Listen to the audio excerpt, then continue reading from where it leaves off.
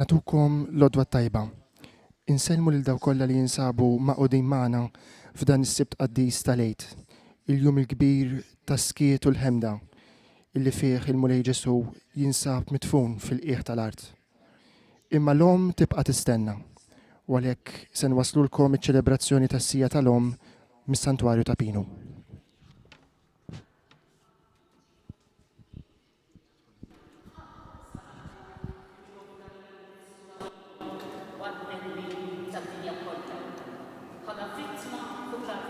Salib. Ħdej kienet Marija taqsam miegħu fid-tbatija u fl-offerta tagħha. Sibt il-Għid huwa s-sija tal-Om, sija li fija il-mara bint Sion, l-arusa u l-Om tal-Knisja, għexet l-akbar prova tal-fidi u tar-rabta tagħha ma' Alla. Marija tinsab għaddejja mit-tentazzjoni tad-dubju, imma hija tibqa' wieqfa u tirreżisti b'mod erojku imqabbda mal-kelmiet ta' bina u mal-fedeltà tal-missier li jista' kollox. Hija ssir għalina omna fil-fidi. Emnet meta ma setetx tara u ittamat meta kulħadd qata' qalbu. Qudiemna qed naraw ix-xbija ta' din l-om ħdejn il-qabar ta' bina. Xbija li fis-sempliċità tagħha tfissirna dak li sejrin ngħixu flimkien f'din iċ-ċelebrazzjoni tas-sija tal-om minn dan is-santwarju għażiż għalina tal-Madonna ta' Pinu. Art is-sema. Hekk isejħilha l-Orjent lill-Verġini Marija. Art li tilqa' ġewwa fija is-sema. Marija hija l-mara li temmen dak kollu li ntqal lilha. U għax temmen tilqa' fija u meta tilqa' tagħti. Art miftuħa saba l-Anġlu Gabriel dakinhar f'Nażaret meta daħal għandha biex iwasslilha l-aħbar li hija l-maħbuba ta' Alla, dik li fuqha Alla xeħed ħarstu u għalhekk mimlija bil-grazzja. U hi Arkubtejja laqet il-kelma b'qalb miftuħa biex fija issir bniedem moti mill-għoli lill-bnedmin. Għal darb'oħra qed narawha Arkubtejja f'din ix-xbija ta' sibt il-Għid, mimlija b'fidi f'dik il-kelma li tagħti l-ħajja. B'qalb miftuħa biex tilqa' dak kollu li hu mitlub minnha u b'idejn miftuħa biex tagħti il-dak li huwa għalija l-aktar għażiż, il-waħdini iben tagħha. Quddiem il-blata li tagħlaq il-qabar, din il-mara ta' fidi ma tiqafx fid-dubju tagħha. Hija taf tajjeb li dak li kien żera' il-ħajja fid-dlam tal-ġuf verġinali tagħha kapaċi joħroġ mill-ġdid il-ħajja mid-dalma tal-art. Hemm fejn kienet waqgħet il-ħabba tal-qamħ biex tmut u tagħti l-ħafna frott. F'dan il-jum il-Knisja tpoġġi fuq fom Marija din it-talba. Qamħa mitfuna fil-qiegħan tal-art, nibbet u għamel ħafna frott u qajjem mill-mewt lil uliedek. Il-ħajja tingħata meta tmut, bħalma l-fwieħa tfewwa meta l-vażett li ġorra jinkiser u n-nart prezzjuż jimla d-dar kollha bil-fwieħa tiegħu. Din il-mara imlibsa bid-dmugħ tagħha bil-bjuda tal-Għid u maħsula fid-demm tal-martirju tal-ħaruf li tiegħu hi s-sieħba, tinsab hawn ma' ġenb il-qabar bil-mużbieħ tal-fidi mixowl, waqt li għal dak li jqum għall-ħajja tejji l-palma tar-rebħa, il-fera li jġorru dawk li għaddew mill-mewt għall-ħajja. U għalhekk, fis-skiet ta' dan il-jum, Marija, il-mara tal-fidi, fissem il-Knisja tisar u titlob. Fit-texejja fost il-ħajjin mulej biex teħles minn din l-istennija lil dik li ma tifsitx ġbudbita meta nislitek. Għalhekk f'dan il-jum il-Knisja kollha tinġabar fil-qalb tagħha ta' Lejt il-kbir jgħaddi mill-qalb ta' Marija li fisem il-Knisja mifdija mid-dem ta' Kristu tistenna ħadqana ir-ritorn tal-arus. Tistenna b'fidi u tama seb il-qawmien.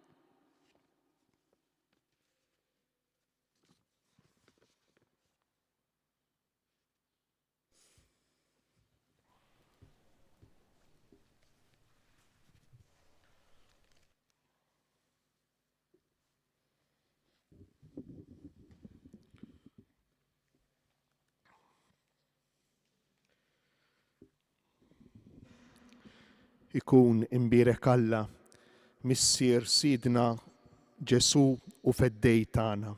Amen. Fi ħnientu mill-ġdid ġejna mnisla b'tama sħiħa fil-qawmien mill-mewt ta' Sidna Ġesu Kristu. Lilu tifħir u glorja għal dejjem ta' dejjem. Amen. Illum Kristu jinsab jistrieħ fil-ġuf tal-art wara li wettaq sal-aħħar irrieda tal-missier. Iżda għadu mhux mitmum kollox. Il-passjoni ta' Kristu, ir-ras tal-ġisem, titkompla sal-aħħar ta' żmien fil-membri tal-ġisem tiegħu. Fil-Knisja ifeċċi lejt etern meta jerġa' jiġi glorjuż.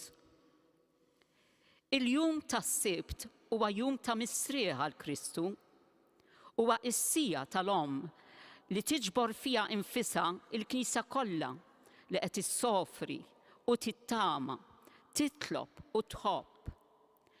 L-uniku dawl fid-dlam tad-dinja. Fjamma ċkejkna tħeġġeġ fil-qlub.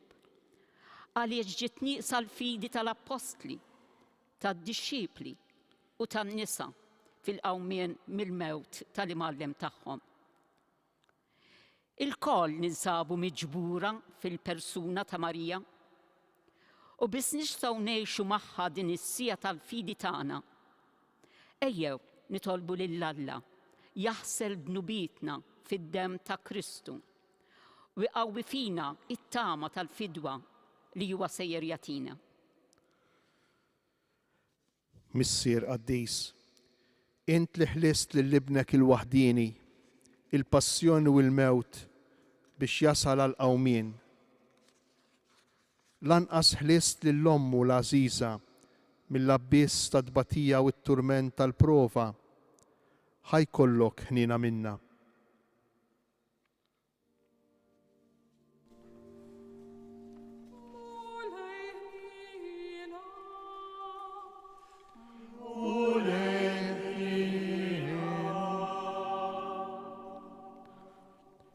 Kristu imqiegħed ġo qabar u l-inżilt fil-qijan tal-art u ħallejt lill-ommok fl-akbar tentazzjoni tagħha. Imma li ħassejt il-fidi u l-imħabba tagħha jimxu miegħek lil hemm il-qabar biex jgħajtu minn qabel il-qawmien. Ħajkollok ħnina minna.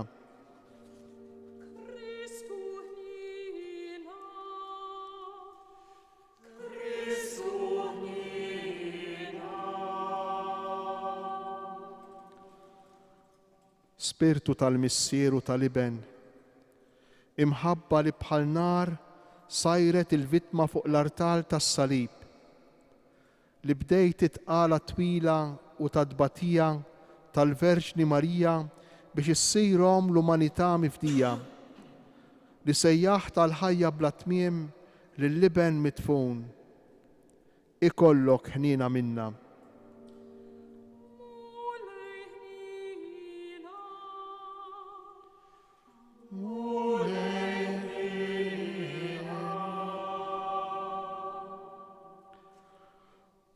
Nitolbu.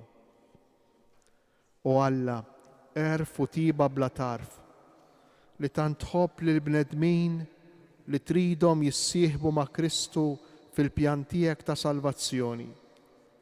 għamel li nejxu mill-ġdid ma' Marija il-qawwa tal-fidi li għamlitna wliedek fil-Magħmudija u magħha nistennew bil-ħerqa sebħ il-qawmien bi Kristu Sidna. Amen. Amen.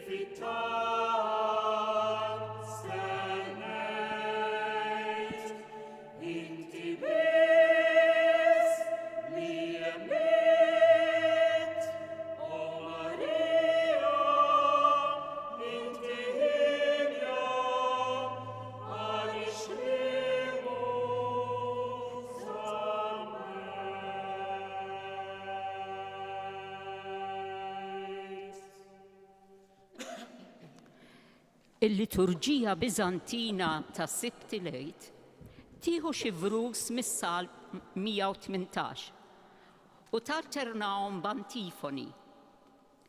Dan is-salm juri l-ubbidjenza bla kundizzjoni tal-iben u ta' Ommu Marija għarrieda tal-missier. Il-wediet, iġbijat, bil-profeziji isibu t-twettiq tagħhom fil-passjoni ta' Kristu, fid-duluri ta' Ommu li seħbitu u llum jitkomplew fil-Knisja. Il-għan ta' dawn il-vrus imsejħa troparji u li juru n-niket tal-om fl-imkien man-nisa qrib il-qabar ta' Kristu u hekk isseħħ il-profezija ta' Zakkarija.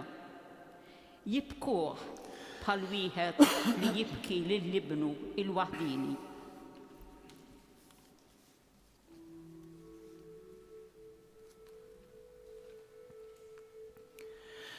Jenin dawk li triatom laħtija li jimxu fil-liġi tal-mulej.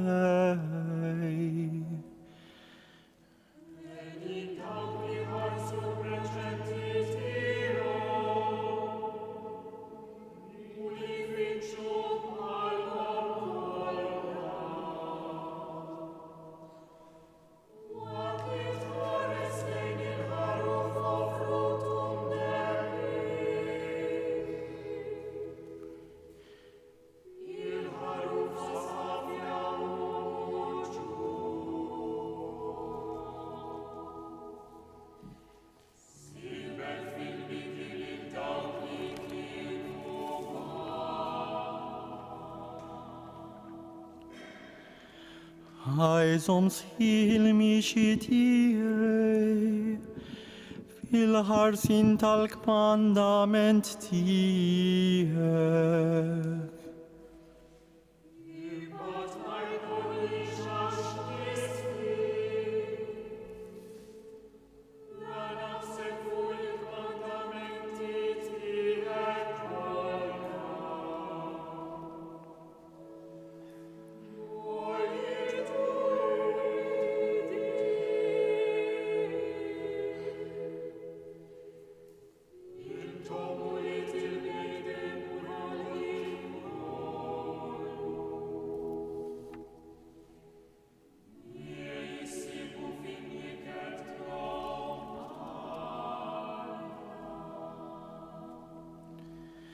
Jien zammejt kelmtek f'qalbi biex ma nidneb għad kontrik.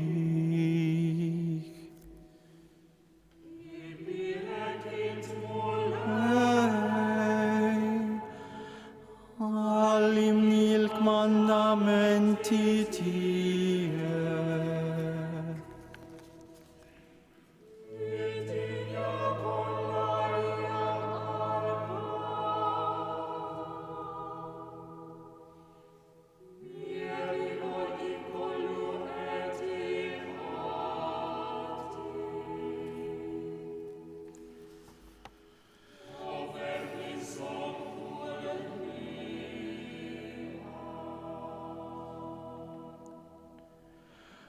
U il-preċetti tiegħek irrid naħseb, unżomm għajnejja fuq triqatek. Il-kmandamenti tiegħek irrid nitaxxa, qatt ma ninsa l-kelma tiegħek.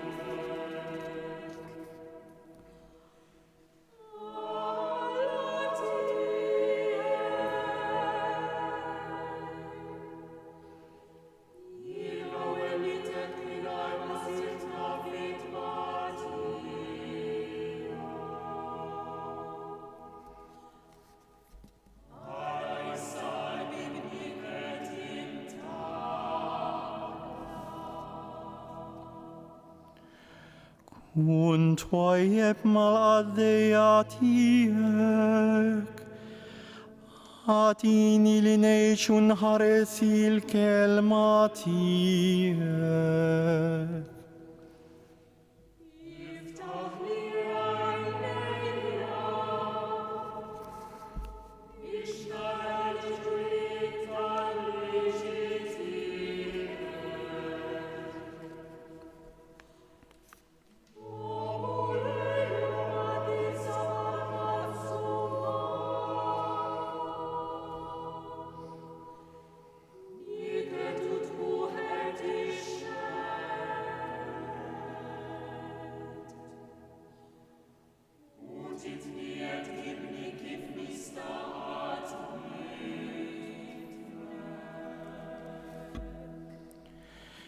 Jimqar jekk il-gbarat joqogħdu jqassu fuq il-kmandamenti tiegħek jibqa' jaħseb il-qaddej tiegħek.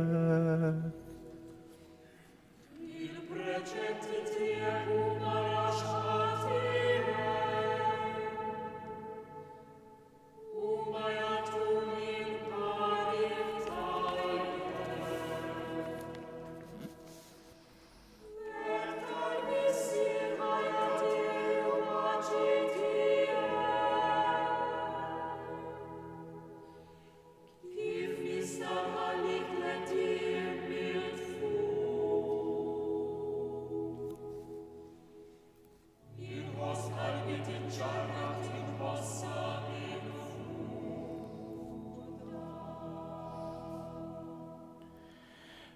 Femni triqa tal-preċetti tiegħek, mhix naħseb fuq eġubijietek.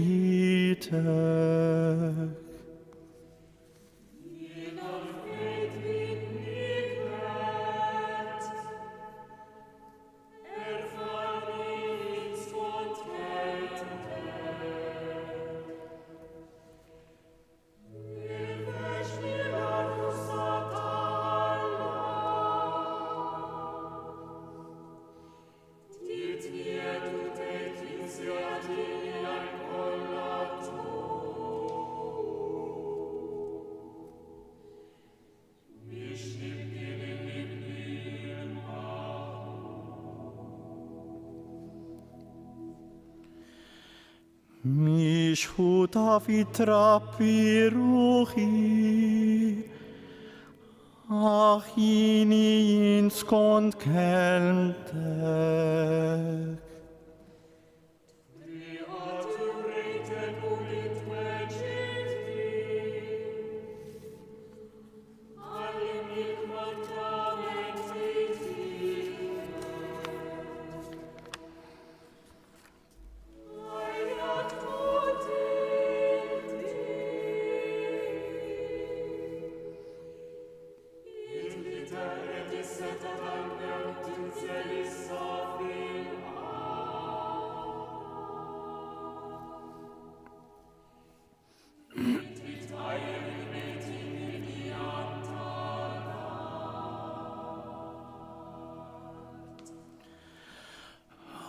Tinżel fuq it-tjubitek mulej u salvazzjoni tiegħek il-wilweda tiegħek.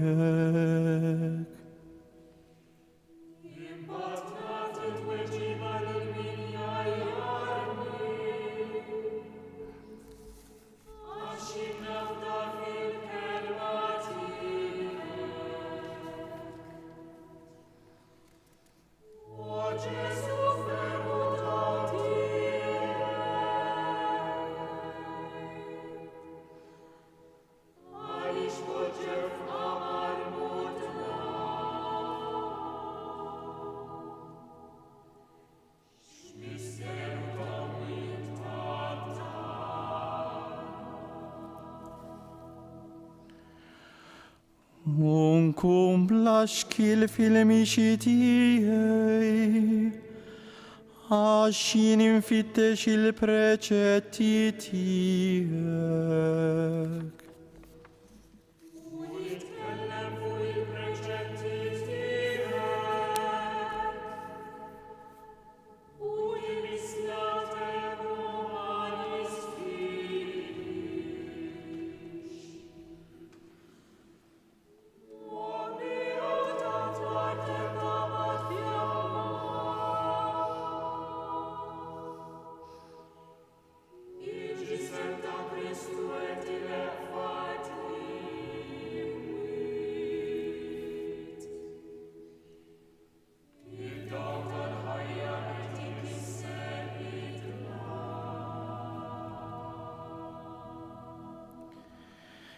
Jiddichu bi al-gburin al-achar,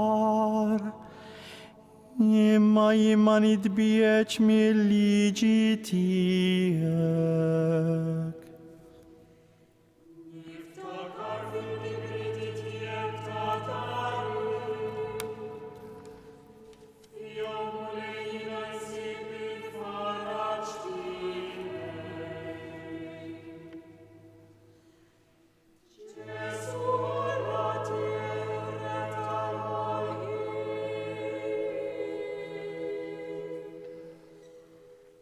Għalfejn insiet fis-saltna tal-mewt.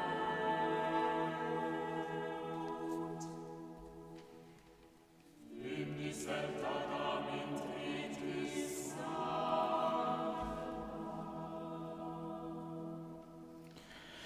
Mill-lejl fismek niftakar mulej, unħares il-liġi tijek.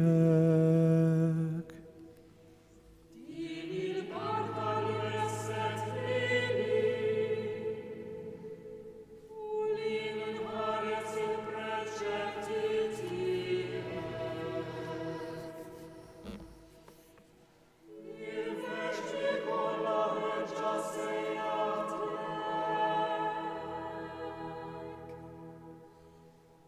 Dawl tad-dinja dawl tiegħek Ġesu.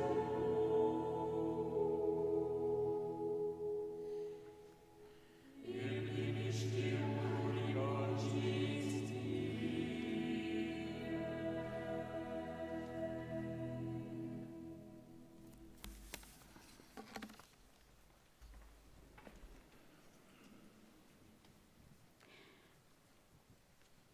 Din is-silta ser nisimgħu lil Alla isejjaħ lil Abram biex joffri lill-ibnu. Dak li f'Abram kien ġbija, f'Marija kien realtà għaliex hija bimħabba aċċettat l-offerta tal-vittma imwielda minnha. Qari mill-ktieb tal-Ġenesi. Wara dawn il-ġrajja, Alla ried iġarrab lill-Abram u qallu: Abraham. U Abraham wieġbu: Hawn jien. U qallu: Aqbad lil ibnek il-waħdieni li inti tħobb lil Iżak u mur lejn l-art ta' Mewrija u hemm offrih b'sagrifiċċju tal-ħruq fuq waħda mill-għoljiet li jien se ngħidlek. U Abraham bakkar mas-sebħ, xett il-ħmar tiegħu, ħadd tnejn mill-qaddejja tiegħu u lil Iżak, qata l-ħatab għas-sagrifiċċju tal-ħruq u qam u telaq lejn il-post li qallu bih Alla. Fit-tielet jum, Abraham refa' jmejh u lemaħ il-post mill-bogħod. U Abraham qal lill-qaddejja tiegħu: Oqgħodu hawn bil-ħmar u jien u żagħżugħ immorru sa hemm u nagħtu qima u nerġgħu lura ħdejkom. U Abraham qabad il-ħatab għas-sagrifiċċju, qabbih fuq Iżak ibnu, ħaff idejh il-nar u s-sikkina u telqu t-tnejn flimkien. U waslu fil-post li kien semmielu Alla. U hemm Abraham bena altar u firret il-ħatab fuqu u rabat lill-ibnu Iżak u qiegħdu fuq l-altar fuq il-ħatab. U Abraham mett idu qabad is-sikkina biex joqtol lill-ibnu. U sejjaħlu l-anġlu tal-mulej mis-smewwiet u qallu: Abraham, Abraham. U dan wieġbu: Hawn jien. U qallu: La tmitx idek fuq iż-żagħżugħ u tagħmillu ebda ħsara. Għax issa naf li inti tibża minn Alla u ma tċaħħadnix minn ibnek il-waħdieni. U għat-tieni darba l-anġlu tal-mulej selleħ lill-Abraham mis-smewwiet u qallu: naħlef fuq ruħi, kelma tal-mulej. La darba int għamilt ħaġa bħal din u ma ċaħħatnix mill-nibnek il-waħdieni. Jien imbirkek, żgur, u nkattallek sewwa lil nislek bħal kwiekeb tas-sema u bħal ramel f'xatt il-baħar. U nislek għad jired bwieb l-edewwa tiegħu u jitbirku b'nislek il-ġnus kollha tal-art tal-li smajt minn kelmti. Il-kelma tal-mulej. Nroddu ħajr mill-qalb.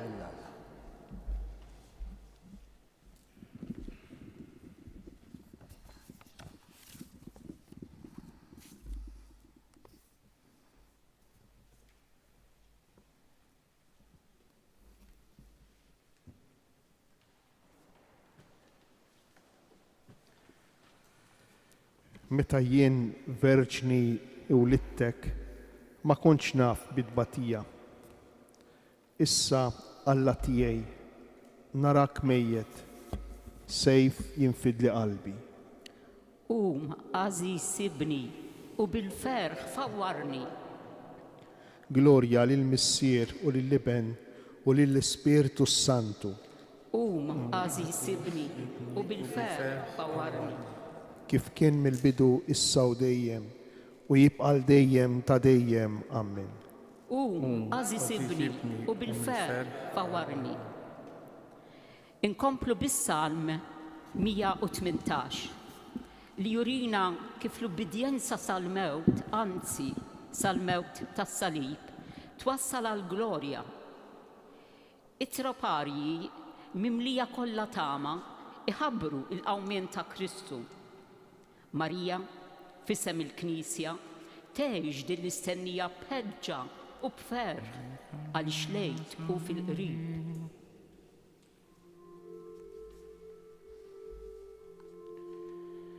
Jidejk għalmuni u sawruni, femni u għallimni l-kmandamenti tijek. Jarani u jifraħ min għandu l-biza tijek. Għaxina tmajt fil-kelma tijek.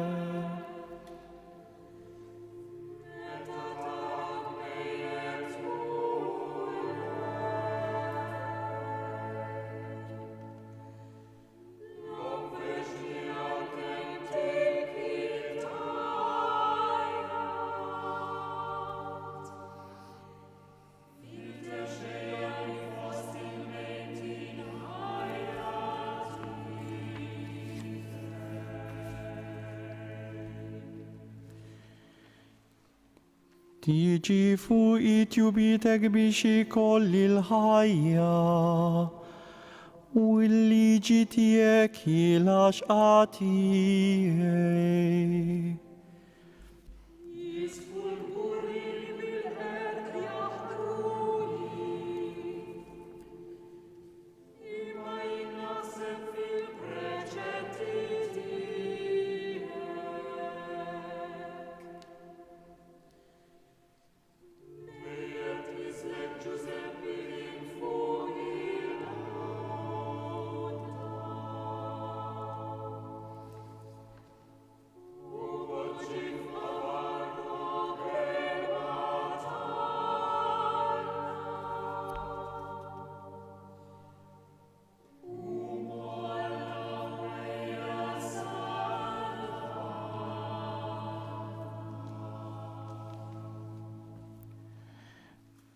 Ninfena bix-xewqa ta' salvazzjoni tiegħek, jien nittama fil-kelma tiegħek.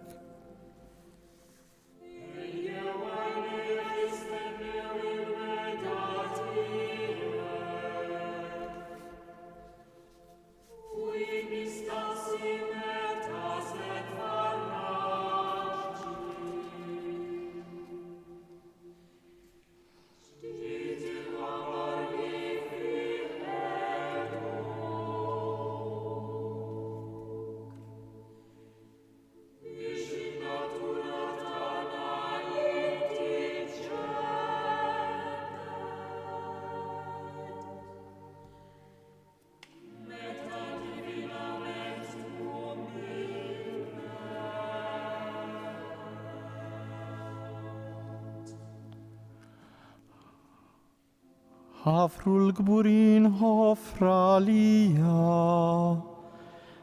dawk li ma jimxux skont il-liġi tiegħek.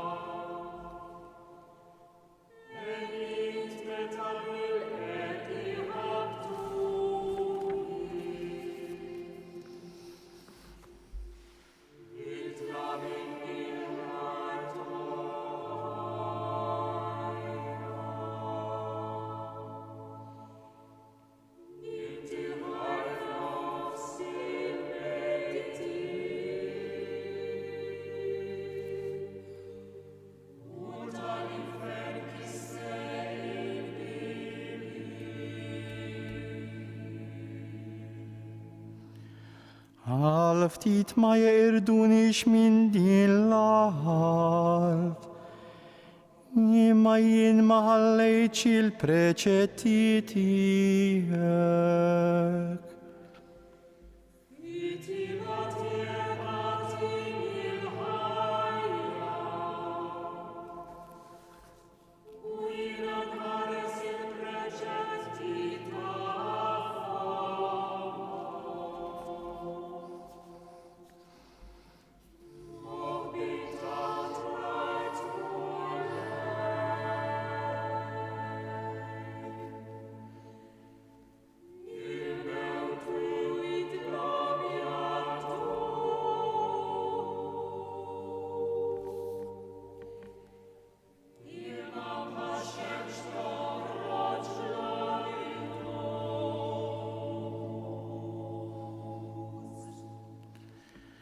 Ninsab imniket għall-aħħar mulej, għadini l-ħajja skont il-kelma tiegħek.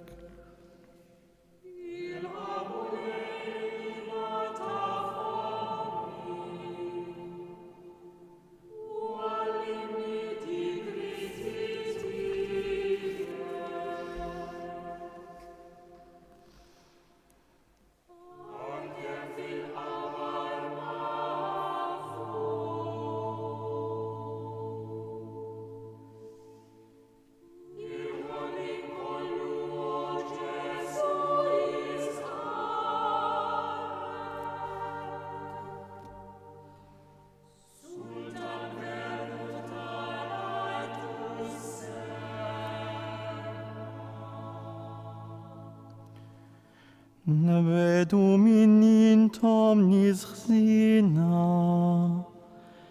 biex inħares il-kmandamenti tal-Alla tiegħi.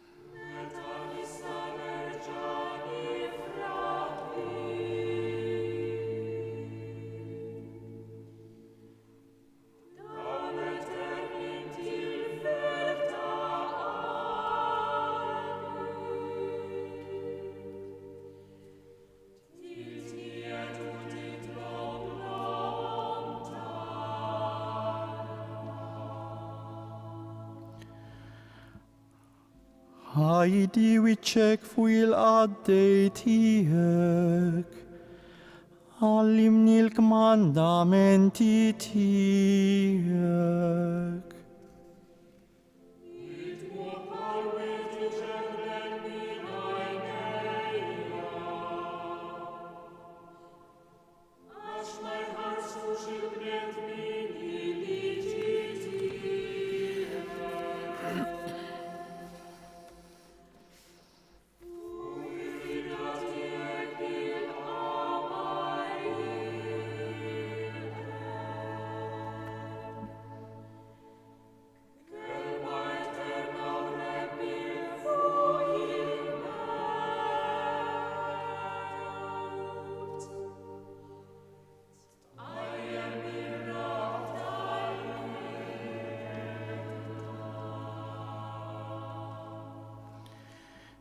Ifnin il-ħeġġa tiegħi għax insew kelmtek l-edewa tiegħi.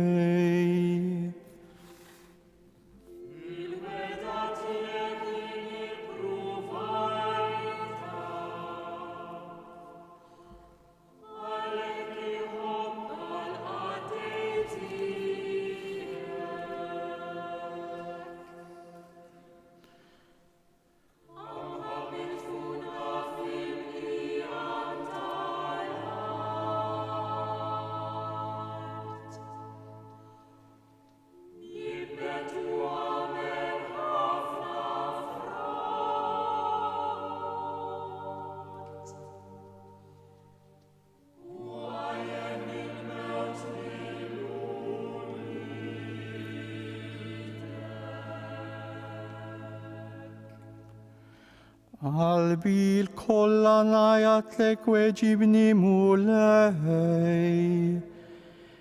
Irrid inħares il-kmandamenti tiegħek.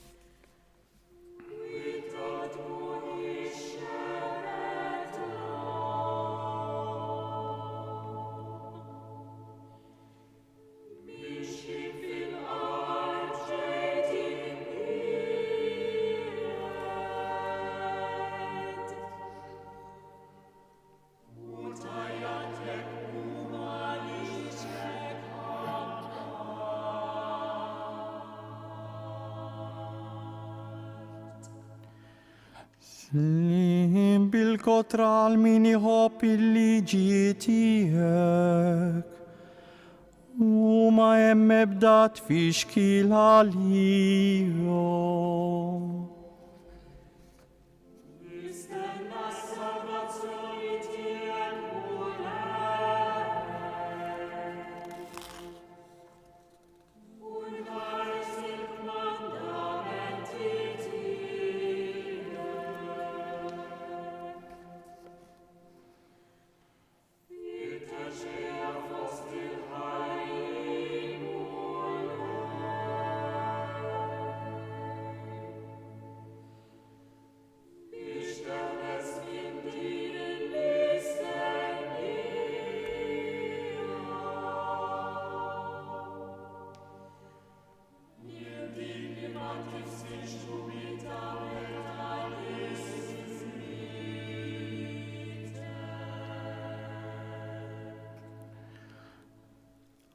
ħatasal qudiemek mulej l-għajta tiegħi. Għati d-den skont il-kelma tiegħek.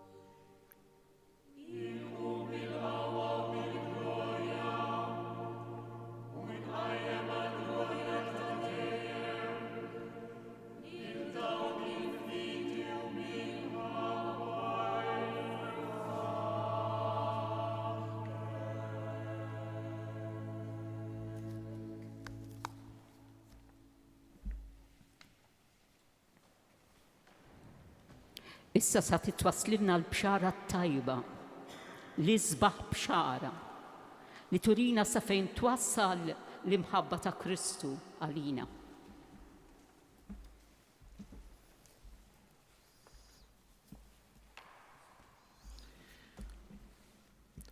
Qari mill-Evanġelju ta' San Mattew. Mis-sitt sija il-qudiem waqgħet dalma kbira fuq il-pajjiż kollu sad-disa' sija. U madwar id-disa' sija Ġesu għajad bleħen qawwi u qal: Eli, Eli, lema sabaqtani, jiġifieri Alla tiegħi għaliex tlaqtni. U minnu fih wieħed minnhom mar jiġbri qabad sponża mlija bil-ħal waħħalha f'tarf ta' qasba u taħ jixrob. Waqt li l-oħrajn qalu: Stenna ħanaraw jiġix Elija jsalvah. Imma Ġesu reġa' għajat għajta kbira u rat ruħu. U wara il-portiera tas-santwarju iċċartet fi tnejn minn fuq s'isfel, l-art teżżet, il-blat inqasam u l-oqbra nfetħu u qamu ħafna itzmra ta' qaddisin li kienu mietu u wara li qamu ħarġu mill-oqbra u wara l-qawmin tiegħu daħlu fil-belt imqazza u deru lil bosta nies. Iċ-ċenturjur u dawk li kienu miegħu qassa ta' Ġesu kif raw l-art titeżżes u jiġri dan kollu intlew bil-biża' li ma bħala u qalu: Dan kien tassew bin Alla. Hemmhekk kien hemm ħafna nisa iħarsu mill-bogħod, dawk stess li kienu mxew wara Ġesu biex jaqduh sa minn meta kien għadu fil-Galilija. Fosthom kien hemm Marija ta' Magdala, Marija om Ġagbu u Ġuseppi u om mulied Zebedew.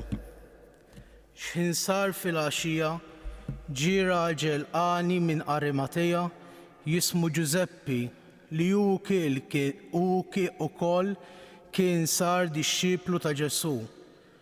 Mar għand Pilatu u talbu il-ġisem ta' Ġesu. Imbagħad Pilatu ordina li jingħatalu. Ġuseppi ħa il-ġisem u kefnu fl-iżgħar nadif. Għedu f'qabar ġdid tiegħu li kien ħaffer fil-blat, gerbeb il-ġebla l-kbira fid-daħla tal-qabar u telaq. Iżda Marija ta' Magdala u Marija l-oħra beqgħu hemm bil-qiegħda biswit il-qabar.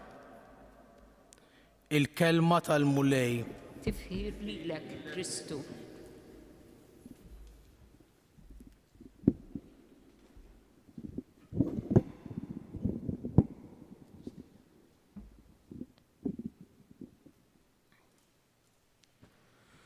Ġuseppi talab il-ġisem ta' Ġesu u poġġieħ f'qabar ġdid. Kellu joħroġ mill-qabar bħalma ħareġ mill-ġuf verġni tal-om. Urina, ja Om, lill-ibnek imqajjem mill-mewt. Glorja lill-Missier u lill-Liben u lill-Ispirtu Santu.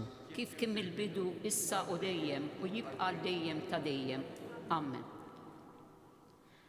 Sa nisimgħu issa silta mill-omelija tal-Isqof Girgor ta' Nikomedja li jgħix fis-seklu 9. Huwa jitkellem fuq il-Verġini Marija ħdejn il-qabar, tistenna il-qawmien ta' bina. Qari mid-diskorsi ta' Gregorju ta' Nikomedja Isqof. Ser nitkellmu dwar il-preżenza tal-om kuraġġuża fuq il-qabar ta' bina. Fil-fatt, meta l-oħrajn kollha telqu lejn darhom, hi biss l-om mimlija bin-nar tal-imħabba u b'fidu kuraġġ sodi baqgħet ħdejn il-qabar. Insitt l-ikel u l-irqat u bdiet idduq il-benna tal-qawmien. Għalhekk l-om biss kienet xhud ta' dak li ġara qabel il-qawmien. Hi biss rat it-terremot ħelu u ta' faraġ li qajjem il-mejtin ta' snin qabel u raqqat lill-assisa li kienu mal-qabar. Għalhekk naħseb li lila l-ewwel li ngħatat l-aħbar tal-qawmien.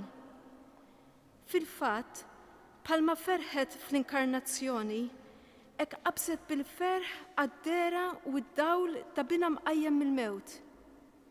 kienet l-om. Lila kienu ftat il-misteri tal-inkarnazzjoni.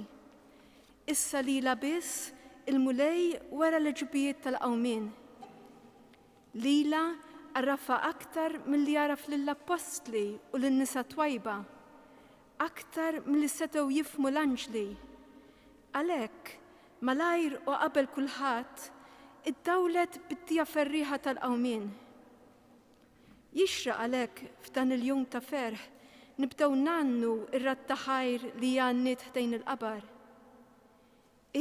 Fil-fatt għaddit fil-ġabra interjuri iż-żmien ta' qabel qawmin, waqt li terġa' ġejb quddiem għajnejja u timmedita dan il-misteru kbir.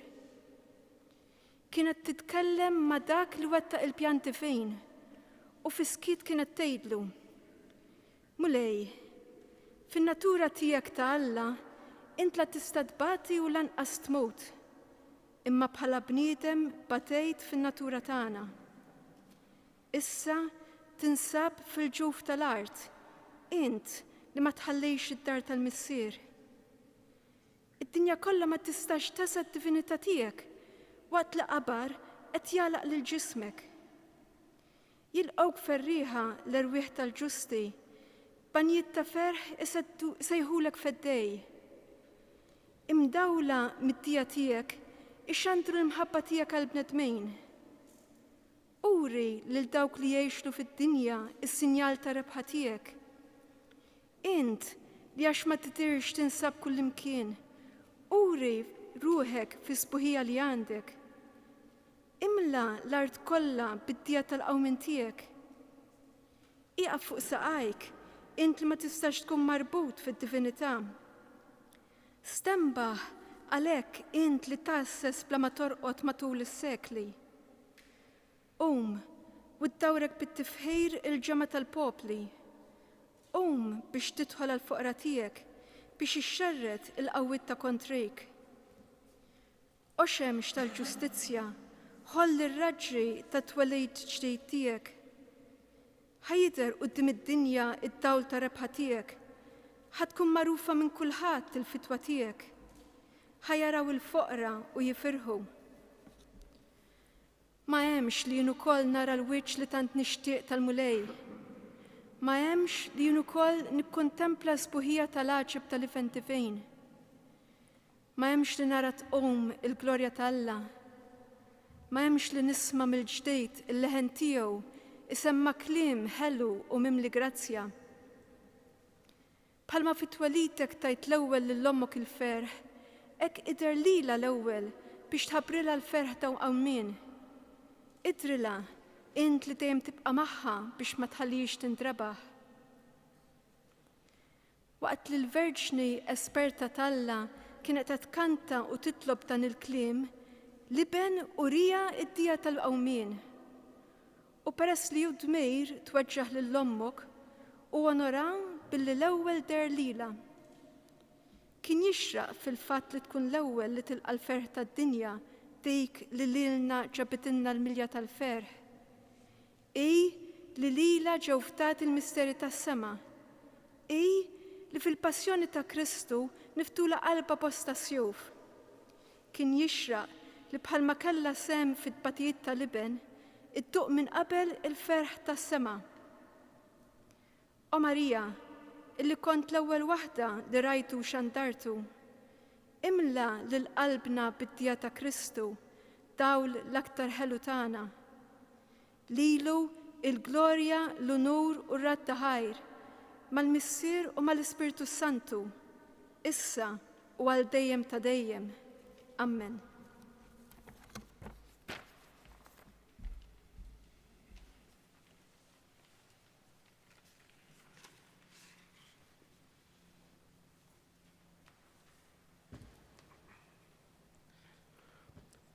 F'dan il-jum ta' skiet,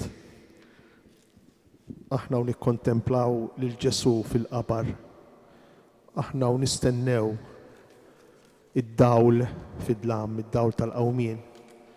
Hija ħaġa tassew sabiħa li nieqfu nikkontemplaw ma' Marija. Kemm hu sabiħ it-talb li għamilna it-taħlita tat-talba ta' Marija mat-talba tas-Salmista. Kemm jista' jkun mudell għat-talb tagħna għal meta aħna wkoll inkunu fidlam, għal meta aħna wkoll inħossu il-kesħa ta' qabar. Kemm tkun ħaġa sabiħa meta naqbdu il-kelma talla fis-salmi u nħaltu mal-krejb, mat-talb, mat-tifħir, mar-ringrazzjament tas-salmista. L-ispirazzjonijiet, il-mozzjonijiet, il-ħsibijiet tal-qalb tagħna. Il-kesħa tal-mewt u tal-qabar illum tinkiser bit-talba ta' Marija, bit-tama ta' Marija. Tant illi fid-dlam tal-mewt ta' Ġesu diġà jibda jżernaq, nibdew nilmħu xaq ta' dawl tax-xemx tila. Dan jista' jseħħ fl-esperjenza ta' kull wieħed u kull waħda minna. Meta fid-dalma li nkunu fija, fil-kesħa li nkunu nħossu, fil-vojt li nkunu ngħixu, indawru ħarsitna lejn Alla u nibdew nitolbu. Marija llum tatina permess biex mid-tbatija tagħna nerfgħu ħarsitna l-fuq lejn Alla u nitolbuh. U dik in-nuqqas ta' tama, dik id-disperazzjoni, dik id-tbatija sewda li nkunu fija, tibda bil-mod il-mod, tinbidel f'tama, tibda tinbidel f'xaq ta' ħajja, f'tama f'xewqa ta' qawmien.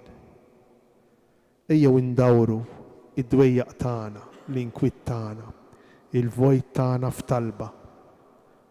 U mingħajr ma nindunaw bil-mod il-mod, il-persuna sħiħa tagħna tibda timtela bit-tama tal-irxoxt.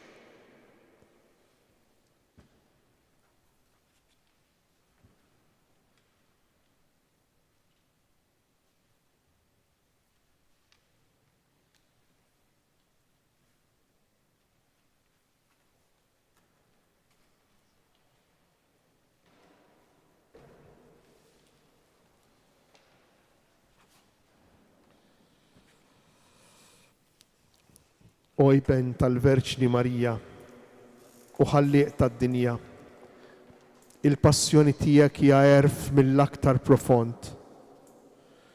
Int dak li kont minn dejjem u dak li sirt fi żmien. Int biex issalva l-bniedem għażilt li tiġi u bil-libertà kollha aċċettajt li tieħu passjoni l-aktar kifra. Int li bħal ħaruf erfajt il-ħtijiet tagħna. O feddej, int li bil-mewt tiegħek ridt ħtijietna u salvajt lil kulħadd. Int li tbati bħala bniedem imma bħala Alla ma tistax tbati.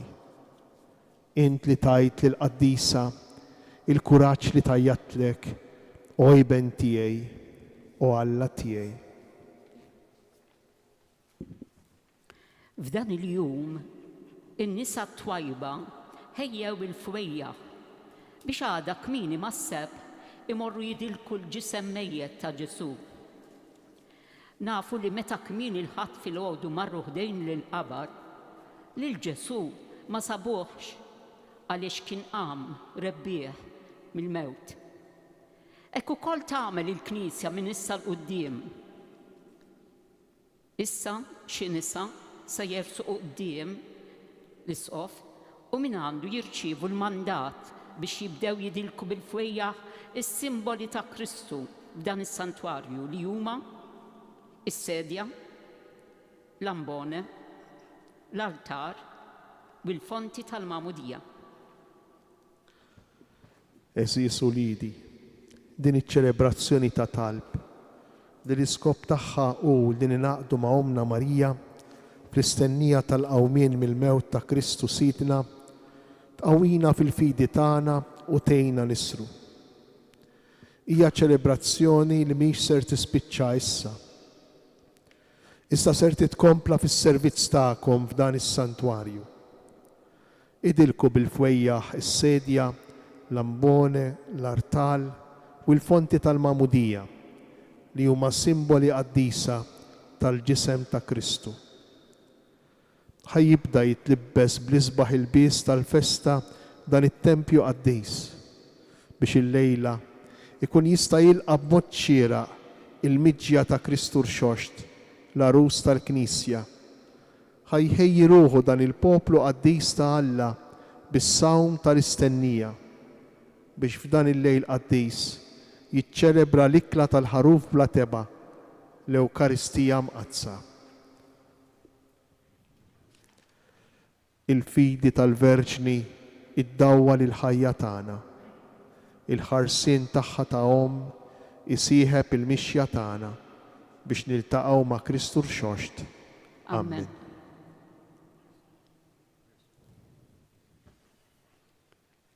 Sakemm jista' jkun anki fid-djarna nżommu skiet u flimkien ma' Omna Marija nożżu f'qalbna kliem bina waqt li b'ħerqa nistennew il-qawmin tiegħu.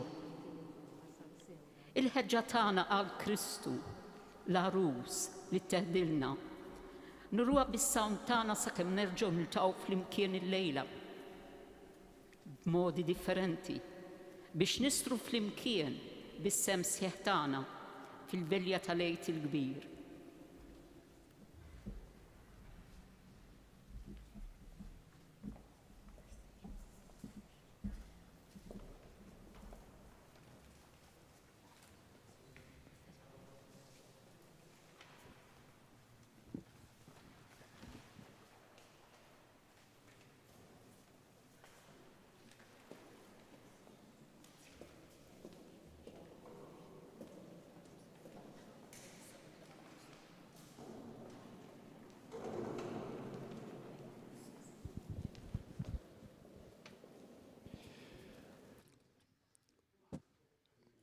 U waqt li fis-santwarju ta' Pinu bħalissa qed nimħu n-nisa li għadhom kemm ingħataw il-mandat ħalli iħejju it-tempju għal velja qaddisa tal-Għid. Il-lejl l-aktar għażiż, il-lejl li fuqu x-xemx qatt ma tinżel. Il-lejl li Sant Ġustini sejjaħlu il-velja tal-velji. U propju għal dan il-lejl nistednukom sabiex bħala Knisja anke mid-djar tagħna ninaqdu fix-xandira illi se titwassal fuq dawn il-mezzi soċjali ta' dioċesi kif ukoll fuq xejk ta' television il-lejla fit-8 ta' filgħaxija kif se taraw ukoll fuq l-screens tagħkom dalwaqt sabiex intom ukoll tistgħu tissieħbu f'dan l-aktar mument għażiż tas-sena liturġika. Infakrukom ukoll illi għada ħadd-tliet Monsignor Isqof immexxi pontifikal solenni fil-Katedral ta' Għawdex filgħaxija illi intom ukoll tistgħu ssegwu fuq il-mezzi soċjali u permezz tat-televiżjoni. Fl-aħħar nett nafżaw illi l-Lezzjo Divina ta' ħadd-tliet minn l-Isqof Anton Tewma imwassla mill-Istitut tal-Familja Papa Ġoni Pawlu Ttini se tixxandar ukoll permezz tal-mezzi soċjali u xejk television. Il-liturġija ta' dalgħodu, liturġija ta' sew rikka illi hija imnebħa mill-talb tal-Orient, il-Knisja tal-Orient, il-Knisja oħtna illi tiċċelebra dan il-jum b'tant solennità fl-istennija tal-qawmien tal-Mulej, kienet animata bil-kant mill-kor Skola Cantorum Jubilate taħt id-direzzjoni ta' Maruska Tart. Aħna min-naħa tagħna inħeġġukom sabiex nibqgħu ngħaddu dan il-jum ta' Sibt il-Għid, il-jum tal-istennija flimkien ma' Marija fit-tama tal-qawmien fiskiet u l-ħemda mimlija qalb illi tittama, qalb illi titlob, qalb illi tisar, qalb illi wkoll issum sabiex tagħmel l-ispazju fil-qalb għal miġja ta' Kristu fil-qawmin tiegħu mill-mewt. Natukom il-komplament tal-ġurnata tajba u natukom dan l-appuntament għal-lejla fit-8 ta' filgħaxija. Insellmulkom.